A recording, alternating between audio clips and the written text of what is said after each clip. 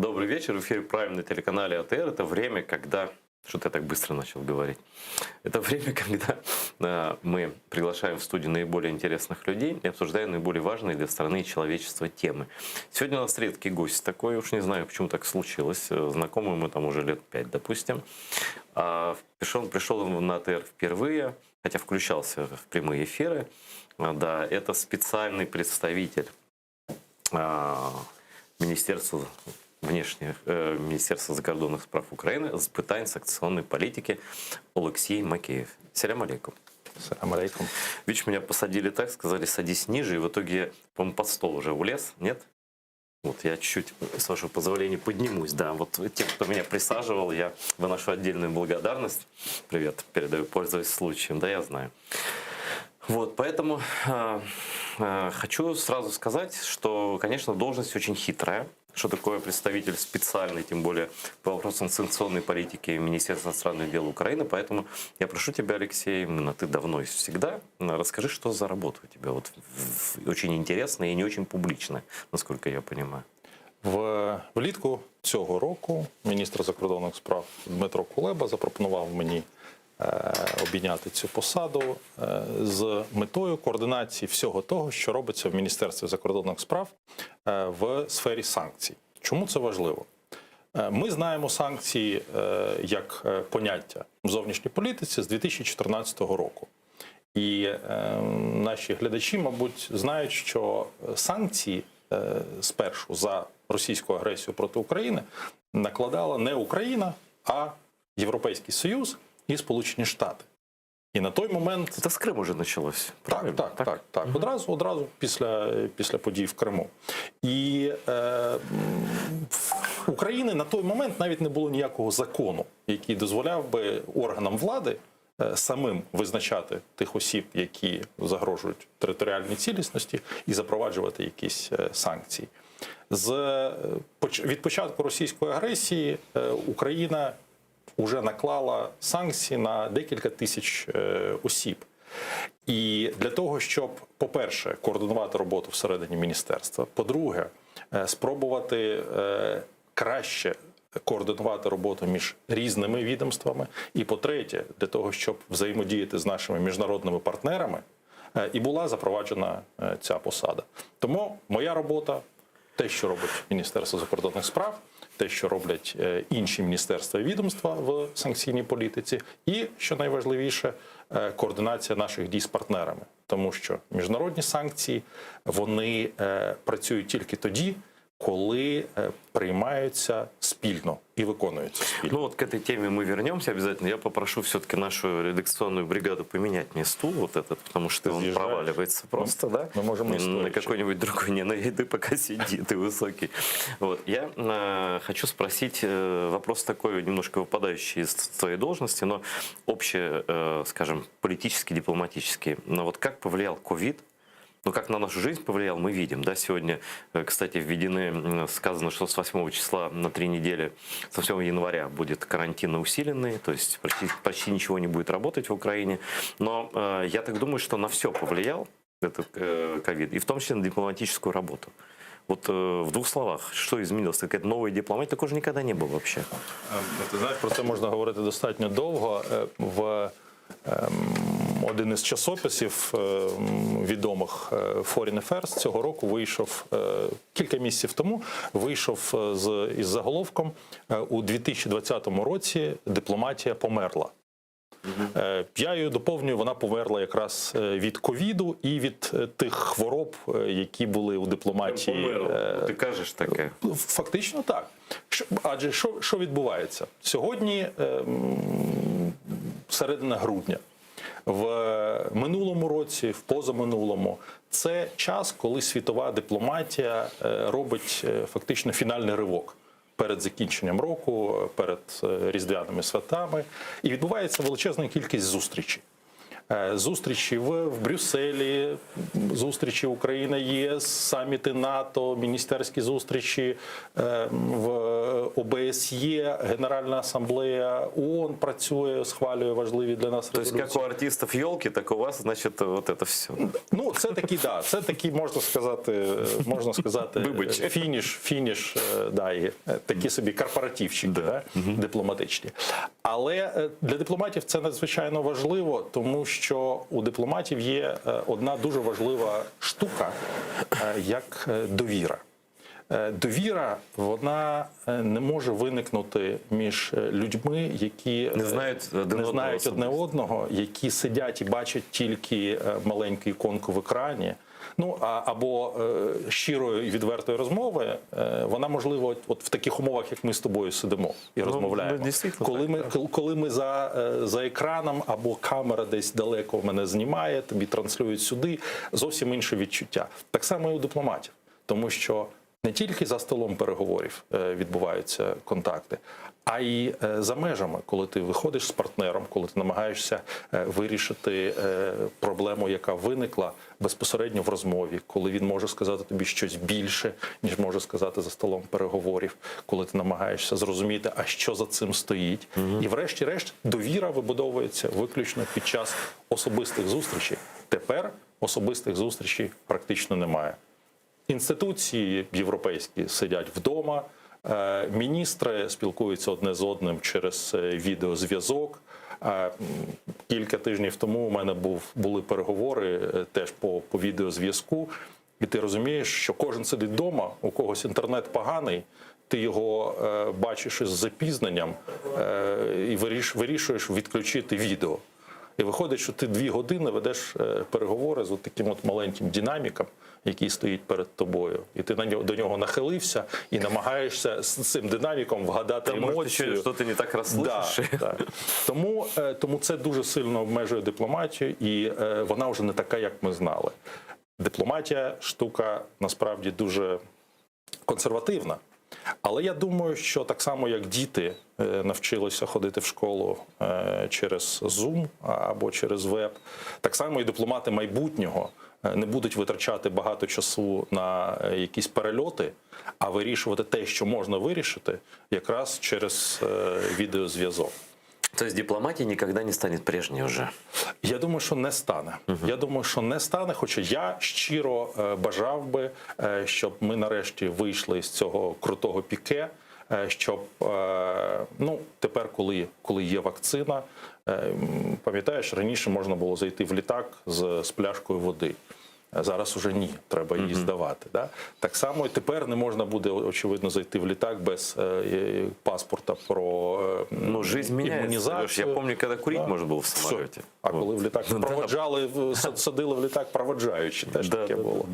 Я думаю, що все зміниться, але я дуже хотів би, щоб скоріше відновилися ті часи, коли люди відчують себе знову вільними, зможуть подорожувати, коли дипломати зможуть проводити особисті зустрічі і спілкуватися із партнерами, відновлювати цю довіру.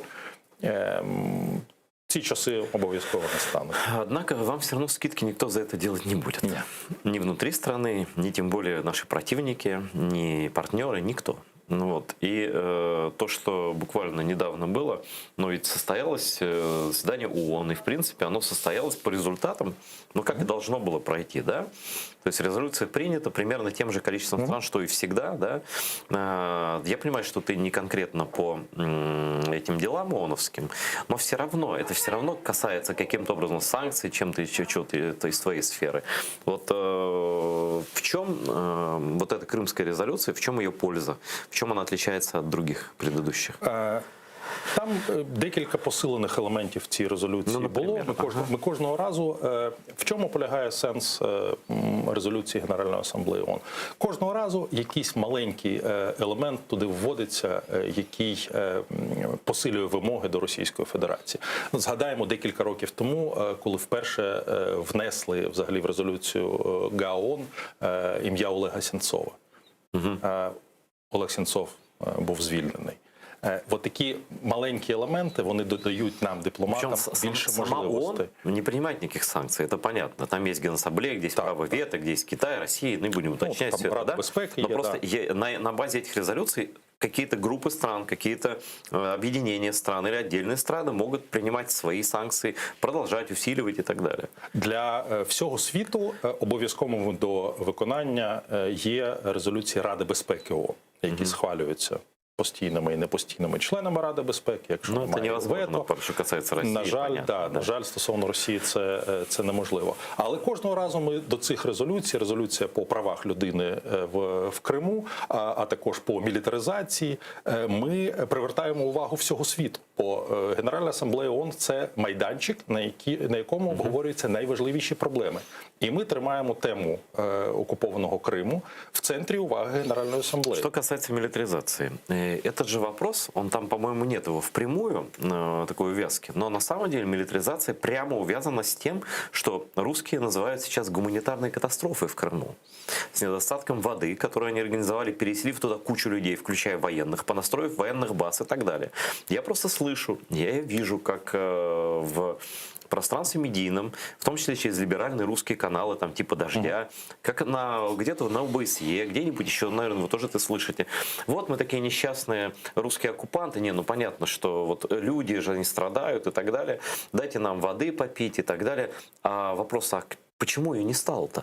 Почему всегда было, а сейчас не стало? Может, потому что вы туда навезли своих людей, настроили там им базы жилья, да, и так далее. Вот поможет ли вот это резолюции по милитаризации отвечать на такие закидоны русских в других вот, стосовно там гуманітарної катастрофи? Ну, ти знаєш, кремлівську владу переконати неможливо ні в чому. Ні в Кремлі, так? ні. А от наші партнери, коли вони бачать цифри зростання військової присутності Росії у порівнянні з 2014 роком, коли вони бачать, що там сьогодні робиться, коли вони бачать, наскільки потужнішою стає присутність військова, військове виробництво, на що йде вода.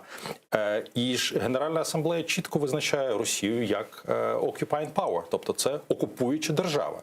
І по міжнародному гуманітарному праву дбати про забезпечення населенням – це їхнє зобов'язання. І всі бачать, що да, насправді все було б добре, якби Крим залишався там, де він був. В 2013 році не було ніякої проблеми. Прийшла окупаційна держава, вона здійснила міжнародний злочин, і тепер за цей злочин вона платить, і вона не може з цим впоратися. Скажи, пожалуйста, вот такую контроверсийную вещь скажу. Вот государство-оккупант, согласно, я не помню, какой конвенции, несет свои обязательства. Ты помнишь, да? Женевская конвенция. Женевская конвенция. Россия признана страной-оккупантом. Угу.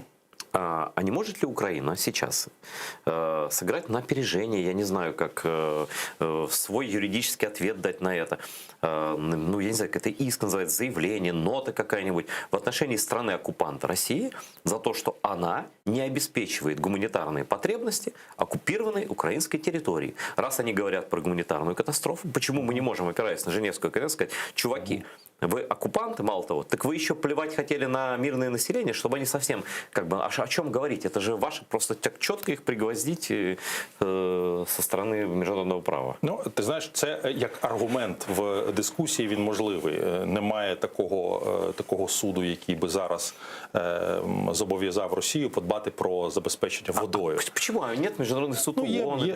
Є міжнародний суд ООН, є міжнародний кримінальний суд. По кожному із цих треків ми ведемо роботу. Тому що, наприклад, всі злочини по міжнародному гуманітарному праву, всі злочини по правах людини, це все розглядається в тому числі в рамках нашої взаємодії із Міжнародним кримінальним судом, які представляють факти актів агресії, да, і в який спосіб Росія порушує як двосторонні договори, так і міжнародні договори.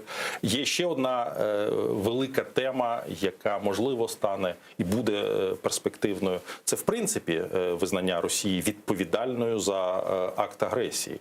Але це дуже складна процедура з точки зору того, що дуже багато проходить через Раду безпеки ООН. Я понимаю, но это же ты сам сказал, и мы знаем, Россия признана страной-оккупантом. признана страной-оккупантом. Ну, оккупант, вот Женевская конвенция тебе, чистая юриспруденция. Как ты можешь кому-то жаловаться, если твоя обязанность? Вот пункт такой. Вот, мне кажется, ну, я не юрист опять. Ну от да, Російська Федерація це держава, яка не вважає ані міжнародне право, ані місцеве право чимось зобов'язуючим. Ну, згадаємо хоча б ці рішення, да, про те, що вони не підпорядковуються рішенням Європейського суду з прав людини, і взагалі міжнародне право не має ніякого значення для Російської Федерації. Це своя держава. Нет, понятно, что пока она не будет побеждена, как когда-то любой тоталитарный агрессивный режим, они будут пытаться игнорировать это максимально. Но санкции – это единственный не военный путь, правильно? Санкції – це вважається єдиним дипломатичним безпековим механізмом, який стоїть за один крок до війни.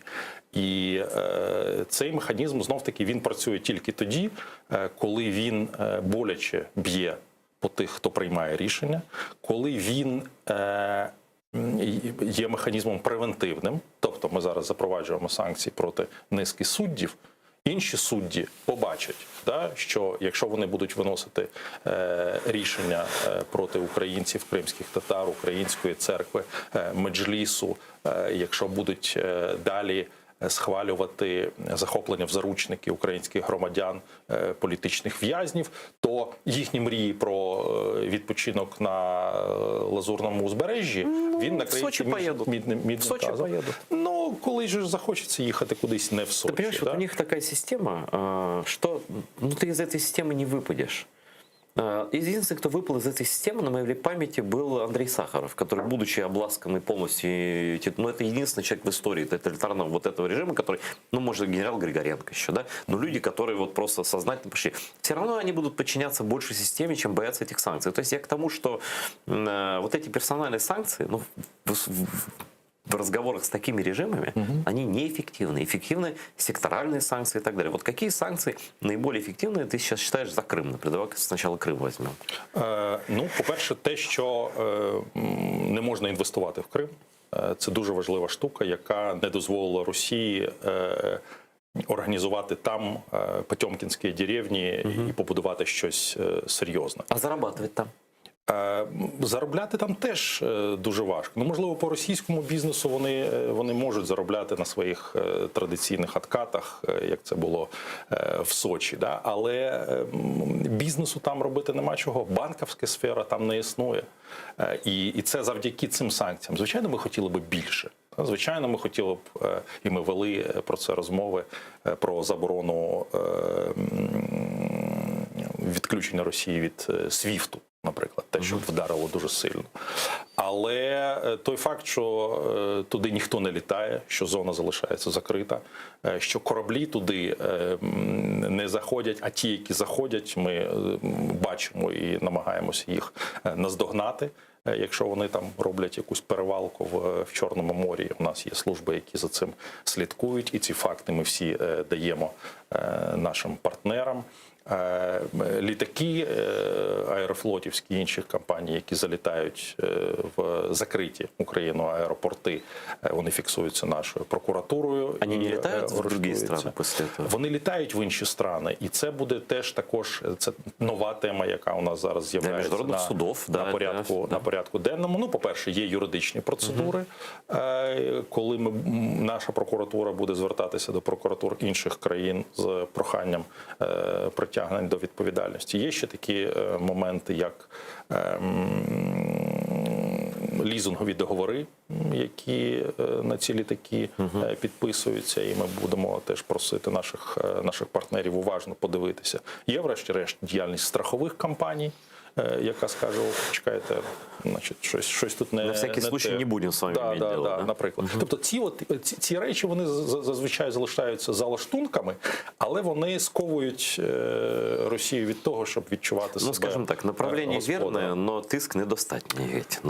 Ні, ти ж розумієш, мені дуже б хотілося б зараз, щоб з Москвою припинили будь-які контакти, щоб ні з ким з російських очільників ніхто не захотів сідати за стіл, і щоб повністю відмовилися від торгівлі з Російською Федерацією, не купувати нафту.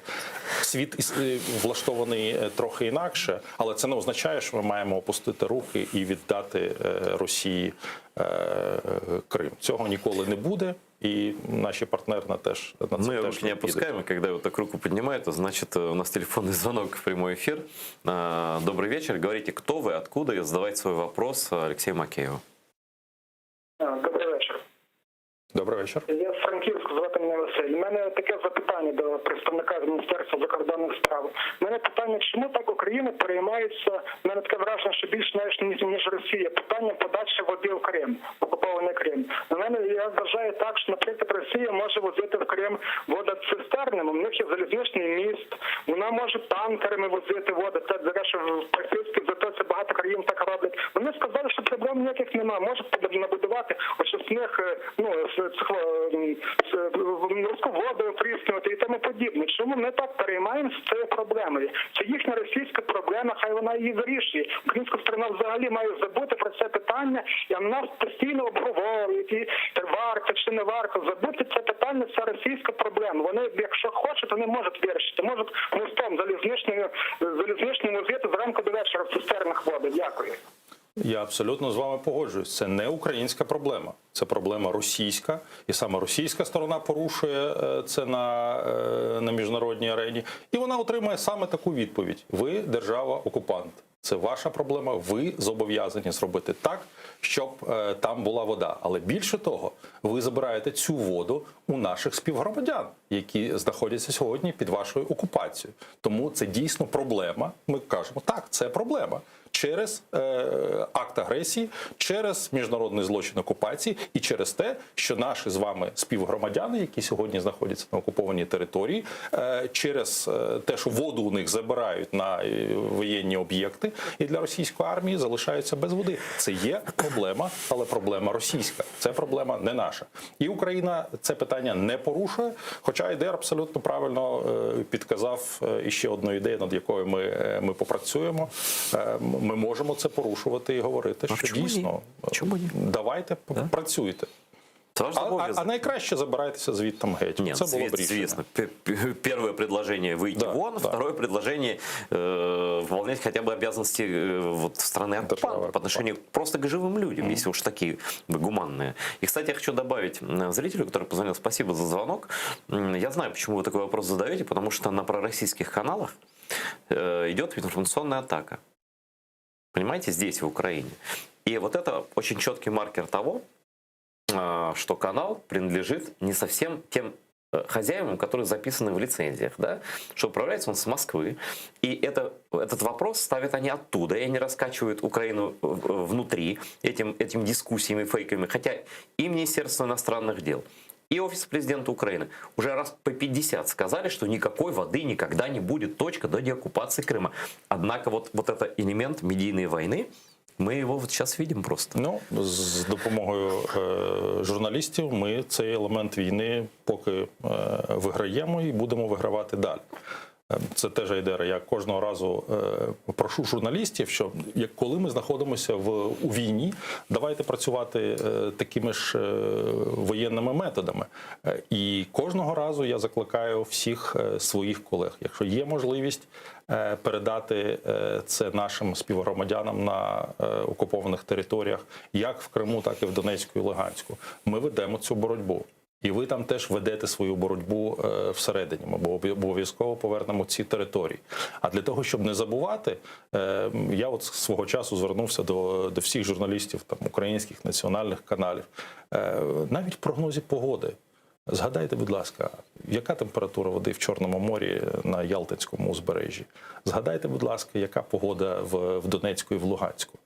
Це все Україна, і це має залишатися в серці кожного. Ми маємо відчувати себе єдиною державою, яку зараз так ганебно розлучили на час. Это все понятно и эмоционально правильно, я полностью согласен. Вопрос по кораблям, самолетам. Да? С самолетами все в процессе, как я понимаю, уже 7 лет это идет. Я не на вас эту вину возлагаю, там, это как бы я понимаю и реалполитик, и это влияние на русских денег, и слабые звенья страны, которые слабые, не будем их называть слабые звенья в ЕС, да, то, слава богу, еще не разрушили вообще этот консенсус и санкции. Это все очень держится достаточно шатко, да.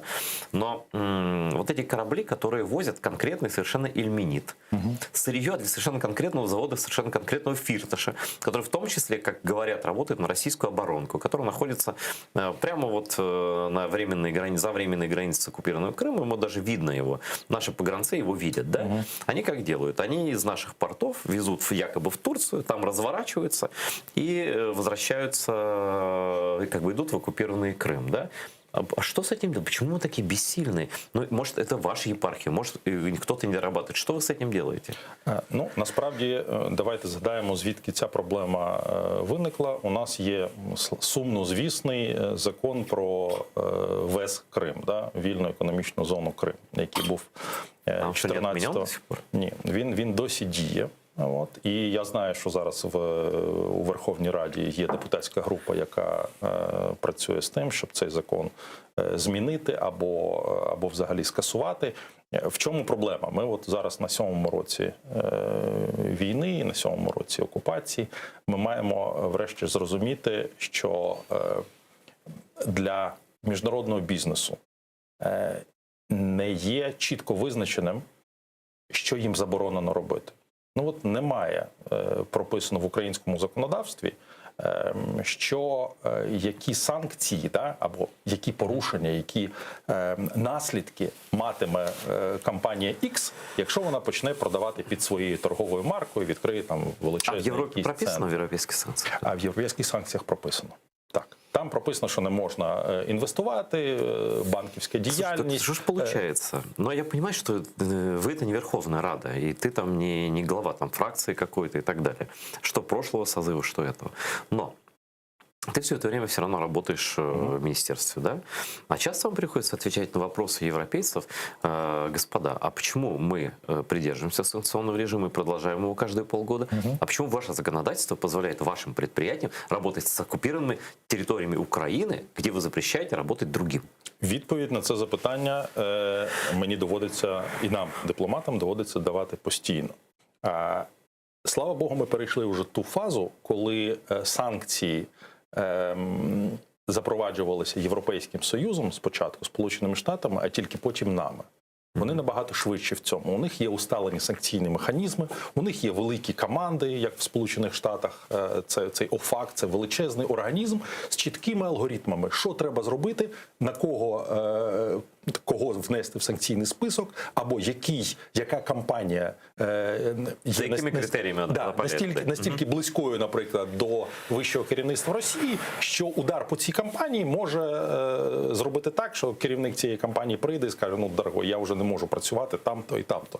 Я втрачаю гроші. Може, щось поміняємо?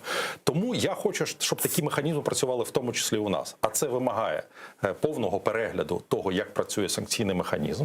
І в нашій дискусії зараз в урядовій, в парламенті, на минулому тижні були парламентські слухання з санкційної політики, і ми зійшлися на тому, що нам треба утворити такі надміністерські органи, які міг би називатися, наприклад, Державне санкційне бюро, який містив би фахівців, які швидко би аналізували інформацію, і вносили пропозиції, і провели це швидко. Бо сьогодні, між тим, як ми, наприклад, вирішили, що треба ввести санкції проти цієї кампанії, до самого санкціонування проходить рішення Кабінету міністрів, рішення засідання Ради національної безпеки, підпис президента, а потім ще може бути...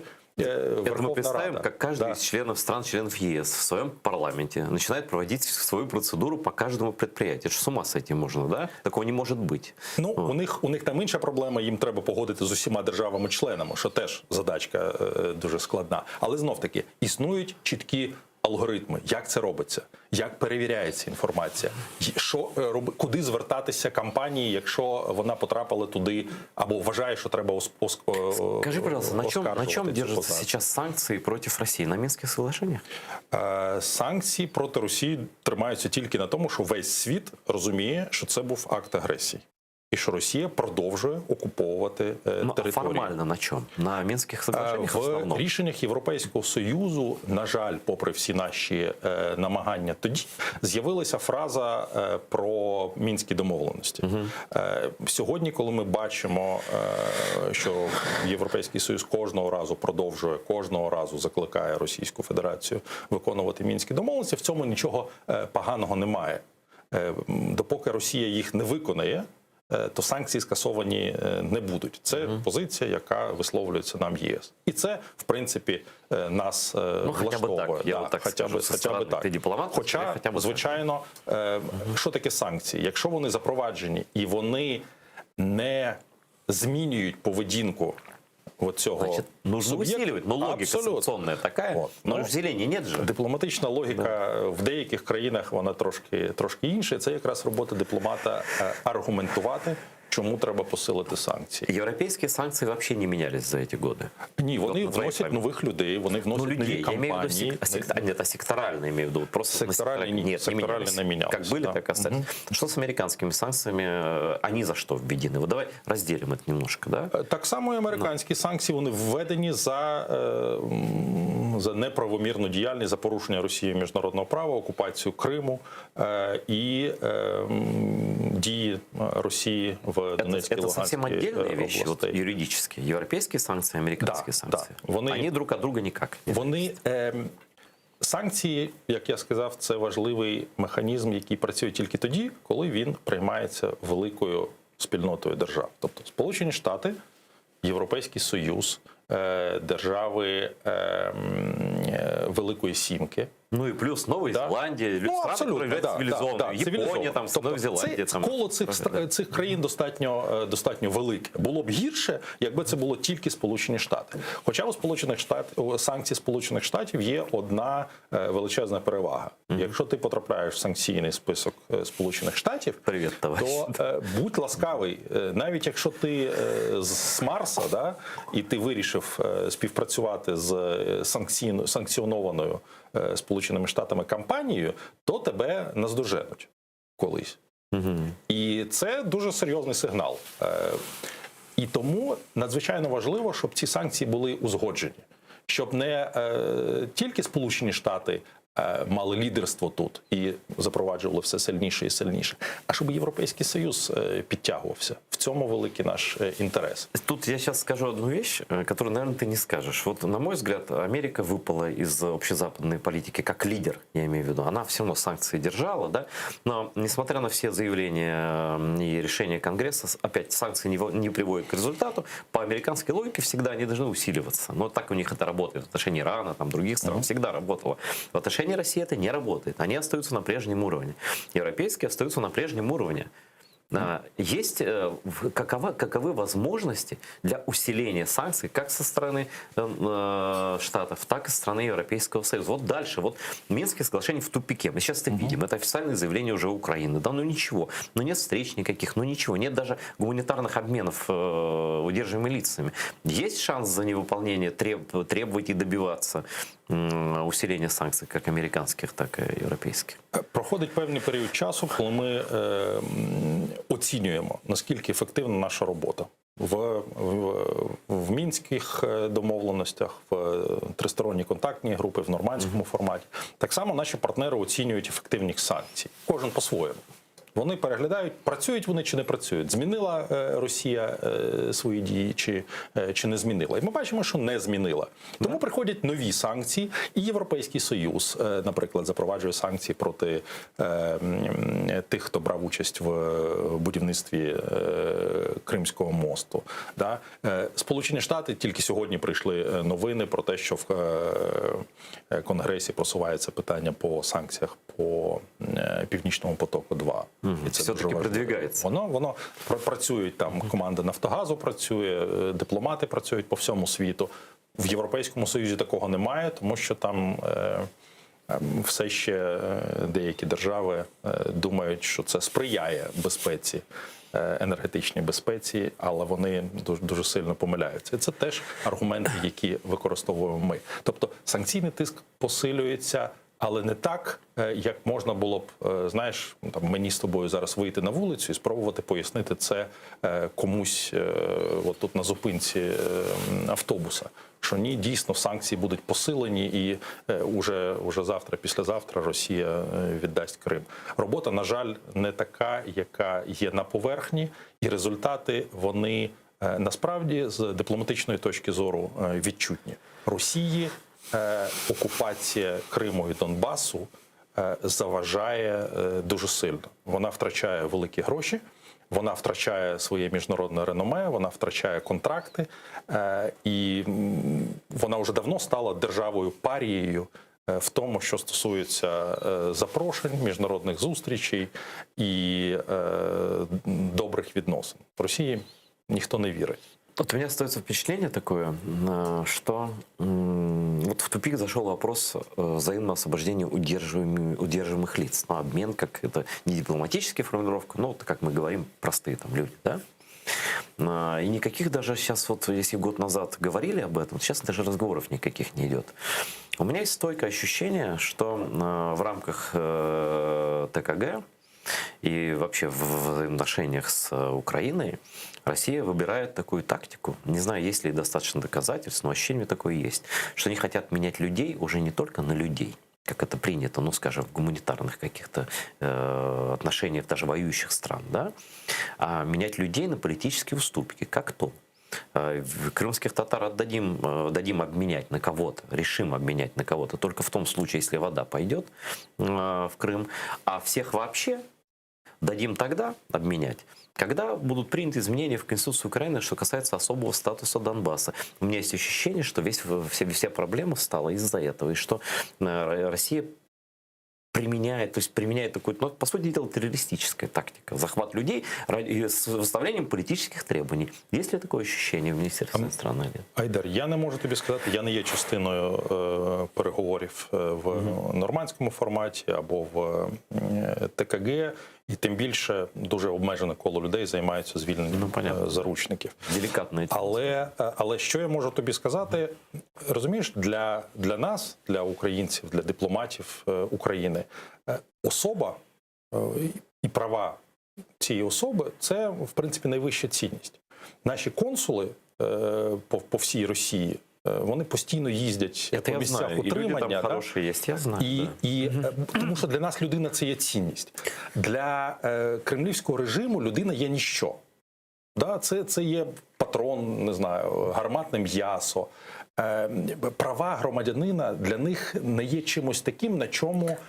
І це понятно, як повисити їм ціну за те, що вони удержують людей. Так от, вони цим займаються дуже регулярно. Від самого початку вся історія із утриманням політичних в'язнів, це завжди був торг і примус до якихось дій. Вони знають, що для нас люди важливі.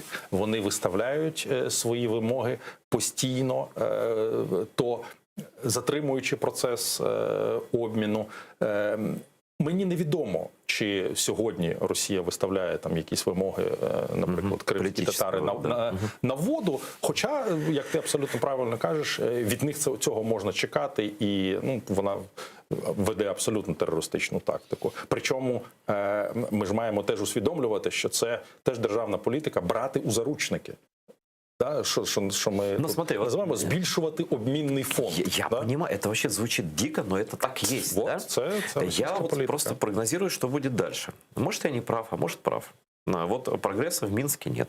И я так полагаю, что не будет. Ну, требования выдвигаются такие, я иногда слушаю российские каналы, которые Украина никогда не выполнит. Ну, если это для нас будет означать все, потерю суверенитета. Они требуют от нас просто сдачи.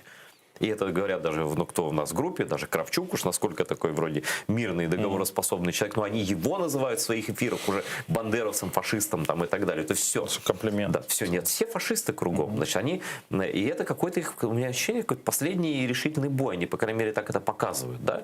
Вот если дальше не будет никакого движения, ни в каких группах, ни в гуманитарных, ни в политических, ни в каких, что будет Украина дальше предлагать? Ну вот реально люди-то в заложниках находятся. Может быть, есть смысл предложить усиление санкционного пакета за это именно, за их нежелание договариваться ни о чем. Ти знаєш, за всі ці роки, коли я в Міністерстві закордонних справ теж був політичним директором, коли ми працювали на міжнародній арені в рамках міжнародних організацій, оцю от незговорчивість Росії або нездатність виконувати вже взяті на себе зобов'язання, ми наводили як один із важливіших аргументів для посилення тиску, для продовження ізоляції. Ну, згадаємо хоча б ті ж самі Мінські домовленості, коли кожну літеру цих домовленостей, кожне слово, переговори про них вів особисто президент Російської Федерації, то ні у кого не виникало ніяких сумнівів, а хто ж є тут суб'єктом. Да? Кого ж там нет. Да, кого ж там нет. Тому весь світ побачив, що як би Росія не намагалася видавати когось там за самооборону або за незалежні республіки, це все відбувається виключно за одним бажанням, за бажанням Кремля. І тому підстав послаблювати санкції немає. Тому ми збивали усиливать. Вот смотри, идет время, люди, ничего не происходит. Вот. Ну и к тому же я тоже хотел, вот давай в комплексе задам вопрос такой. Ведь мы же считаем Байдена президент-элект. Да. И, по-моему, наш президент чуть не первым, одним из первых поздравил президента Байдена с званием. По-моему, такое было. Но МИД тоже, да? Как бы мы уже определились с этим. Кто президент Соединенных Штатов, да? Ну, це має стати тільки після інаугурації, але... У них, да, но мы считаем, что он избран, да? Это официальная позиция Украины. Окей. Он хорошо знает Украину, господин Байден, да? И вот 14 числа соберутся выборщики и огласят как бы голосованием своим таким ритуальным решение своих штатов, да? Они утверждены, количество выборщиков известно, все. Байден становится президентом Соединенных Штатов. Есть ли шанс, зная Байдена... А, кстати, ты же работал, когда он приезжал сюда, в Украину, еще в том статусе вице-президента. Как ты думаешь, у него есть настрой на то, чтобы, вот глядя на все это, усиливать и американские санкции, которые, как ты сам говоришь, гораздо четче, ну, страшнее, да, чем европейские, для конкретных вот этих компаний, там, для страны с Россией, да, и объединить Запад на почве того, что все-таки раз не работает система санкций, значит, нужно что-то в ней подкручивать. Ти знаєш, дуже важливо, що віце-президент Байден дуже часто бував в Україні. Він знає українське досьє дуже добре. Да. Тому зараз, після інаугурації, ми матимемо достатньо добрі для нас вихідні позиції. Чому? Тому що завжди в Вашингтоні завжди була двопалатна підтримка України. Що обидві партії і двопартійне. Обидві партії підтримують Україну, і там наші друзі. Розмовляючи з американцями, ти бачиш, вони кажуть, гайс, ми розуміємо, для вас свобода означає те саме, що і для нас. А тут об'ясняти нічого не треба новій команді. Вони всі знають ситуацію з Україною. Більше того, рекомендації, які зараз робляться різними аналітичними центрами, буквально кілька тижнів тому, Ден Фрід, це свого часу він був такий sanctionsman в Держдепі, він підготував достатньо великий огляд того, яка мала б бути санкційна політика, і там було дуже один важливий елемент. Посилювати тиск на Російську Федерацію, не торгуватися партнерами для умиротворення Росії і обов'язково брати on board, тобто брати з собою європейських партнерів. Да. І це розкриває якраз всі ті важливі елементи, які, я впевнений, Сполучені Штати будуть впроваджувати як один із моментів Тобто надежда на усилення тиску на санкцій Росію. з сторони Заходу є? Я буду над цим працювати денно і ночно, а також наші дипломати за кордоном. Вот хочу спросить такую вещь, может, я и не прав. Вот сейчас Путин произвел там внутри этого русского рейха назначение такое. Ну, вроде как его там по-своему комментируют в этой Северной Корее, но я по-другому это прокомментирую. Они говорят, что там Чубайса, вот этого Анатолия Борисовича, да, который очень близкий к Путину на самом деле человек, которого он привел к власти, и, вернее, он его когда-то способствовал тому, что Путин переехал в Москву, ну и так далее. Они с Питера знакомы, да. Его убрали с корпорации Роснано вот этой, да, и перебросили не абы куда, а сделали специальным представителем России по-моему, по устойчивому развитию и международным связям. Вот что-то мне подсказывает, что этот человек будет таким, ну, призван, учитывая угрозу усиления санкций со стороны новой американской администрации там, и так далее, ну, чувствуется, допустим, Путин, на мой взгляд, что, ну, или и руководство России, скажем так, что могут быть усиления. Они уже к Свифту там готовятся. Я просто слушаю, что они там говорят у себя иногда, да? Вот не кажется ли тебе, что как раз Чубайс, типа такой удобоваримый для Запада человек, которого некоторые там еще до сих пор считают каким-то демократом, он как раз будет, в общем, вашим противником и твоим конкретно в переговорах, он будет ездить на Запад и будет говорить, ну, да, у нас есть свои интересы, мы большая страна, но у нас есть точки соприкосновения, допустим.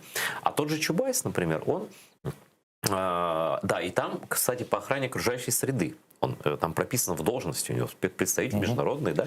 И Байден как раз уже сказал, что мы окружающую средой будем заниматься. Это не кажется ли, что они ищут такие доброго полицейского, закидывают для установления таких реал-політик связей з Западом в лице вот этого человека? Ти знаєш, така політика Росії, вона завжди проводилася. Тому що, як би мені не було прикро, як українському дипломату, чути заяви, що, звичайно, ми засуджуємо спробу анексії Криму і те, що Росія робить на Донбасі, але у нас є спільні з Росією інтереси, спільні з Росією інтереси по боротьбі з тероризмом, наприклад, там Сірія, Близький Схід, і, ну, це реальності дипломатичного життя.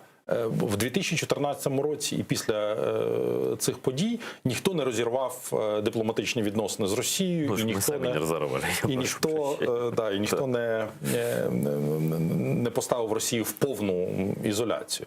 Але світ показав, що часткова і серйозна ізоляція Росії, вона працює.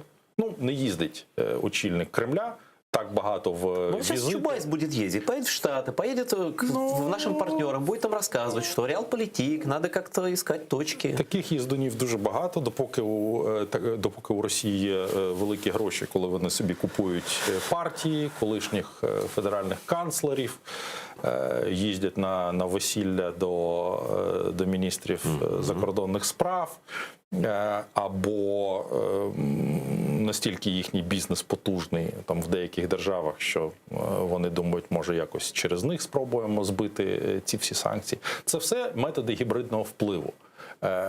Те, що ми бачимо, і те, що бачать наші партнери, що думати, що ти можеш домовитися з Росією якось збоку, і вона виконає свої зобов'язання, і тебе абсолютно зухвало не забуде, да, або не підставить, в Росії не вірять. Серйозно? Тільки сподіваються на те, що ті, хто ще цього не зрозумів, вони сподіваються, що вони не опиняться в... Но віри, довіри Росії нет в цілому. Її не може бути, тому що це режим.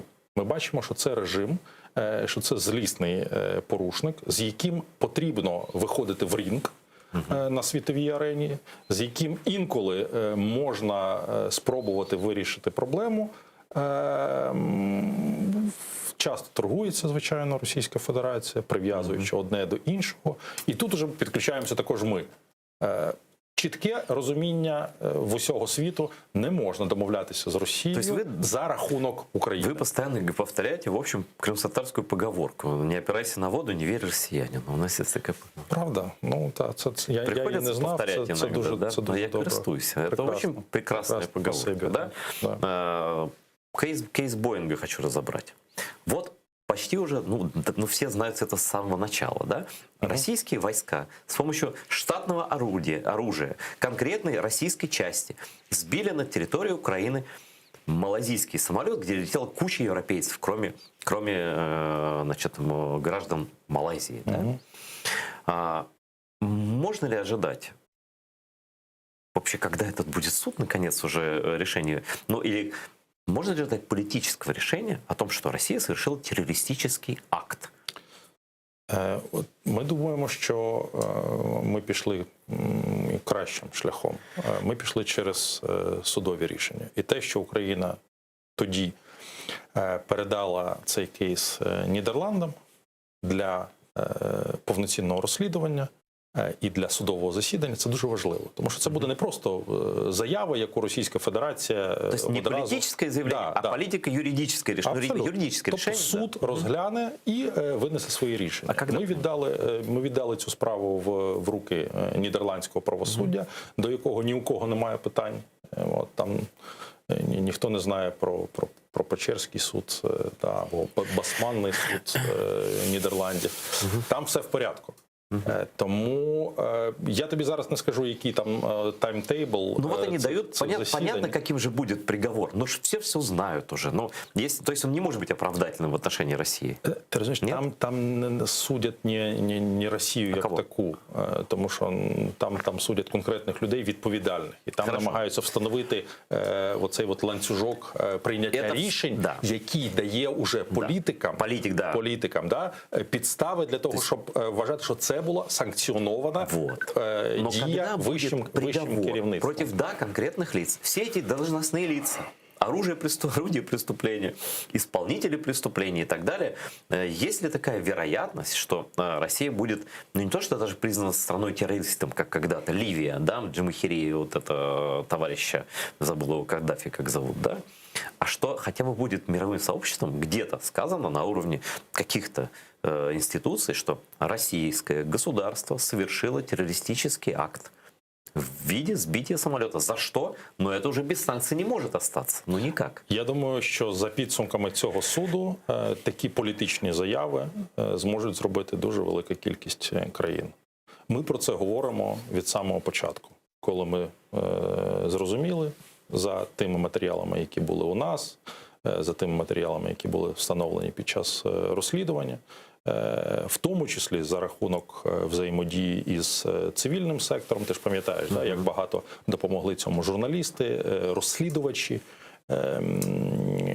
вільні, тобто не прокуратура, а там той же Белінкет. Вони провели розслідування, вони показали весь цей шлях, який потім ліг також, в тому числі у матеріали цієї справи. Тобто для світу абсолютно зрозуміло, що насправді не можна собі такого уявити, що Бук просто так подорожував сам. Как происходит все эти, это сколько у нас? 6 лет уже, да? Как это все идет?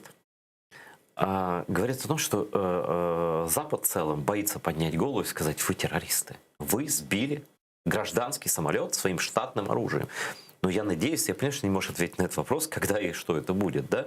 Но логичный вывод: если вы сбиваете самолет, то вам за это нужно отвечать как-то, да? Но этот отвечал Каддафи. Он же отвечал за это? Ну, от ти знаєш, що у нас зараз триває ще один складний Иран процес. Сегодня новость была, что Иран отказался от своего предложения компенсации. Или это перекручивание журналистское? Давайте подивимось на переговорний процес, який йде. Насправді у нас є сильна переговорна команда, ми також працюємо з нашими партнерами, це і Канада, Иран хоча б признав авторство этого теракта. Абсолютно. Але нам потрібно ще, щоб розпочалася вся ця процедура і виплати, щоб Іран взяв на себе ще й відповідальність, і головне, прийняв всі рішення по засудженню. А вот интересно, а за что вот Россия может понести большую ответственность? За то, что она совершила этот теракт, или за то, что она его не признает? Она его никогда не признает. Ведь Каддафи признал в итоге, а эти не признают никогда. Я думаю, що це усвідомлює весь світ, і це стало однією з причин, чому Росії не вірять, чому Росія остаточно втратила своє реноме. Пам'ятаєш, я на початку нашого ефіру сьогодні сказав, що для дипломата і для або для державного діяча. Да? Найважливіше, що це є довіра. Чи тобі довіряють Чи ні? твої партнери, чи ні? Росія таку довіру втратила. З Росією мають справу тільки тому, що це от такий слон в посудній лавці, да? І його треба зробити так, щоб він тут не порозбивав нічого далі. Тому довіряти можна тільки тоді, коли ти є послідовним в своїх діях, коли ти не порушуєш усталені норми, коли ти дотримуєшся міжнародного права. Це правила дипломатії і міжнародних відносин. Всі інші конфлікти можна вирішити. Але якщо ти починаєш війну, якщо ти загарблюєш чужі території, то ты є державою парії. А вот такой вопрос, может, немножко лично, профессиональный. Вот все там в глаза друг другу смотрят, еще с Джорджа Буша-младшего там что-то видят в глазах Путина. Но это я не про это сейчас говорю, и не про Путина даже. Вот. Вот ты, когда общаешься с западными дипломатами из разных стран, ты видишь в глазах у кого-то из ныне действующих политиков, дипломатов русские деньги, например? Серед політиків таких достатньо багато. Ну і вони всі нам відомі. Да? Росія підкупає і праворадикальні, і ліворадикальні партії. Да, серед дипломатів. А серед дипломатів ні. Серед дипломатів цього ти не побачиш, тому що дипломати зазвичай вміють дивитися одне в одному. Та більше того, я можу сказати, що навіть інколи ти бачиш в очах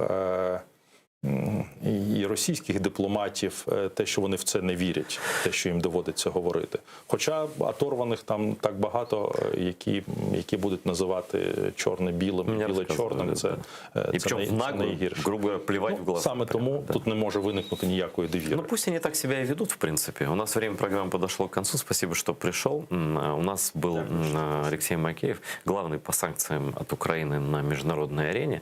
Я все-таки надеюсь, что с приходом Байдена и с, может, возможным усилением единства Запада санкции будут усиливаться. Ну и Россия в этом помогает, чем может, своей упертостью и своим недоговороспособностью. Спасибо, что пришел.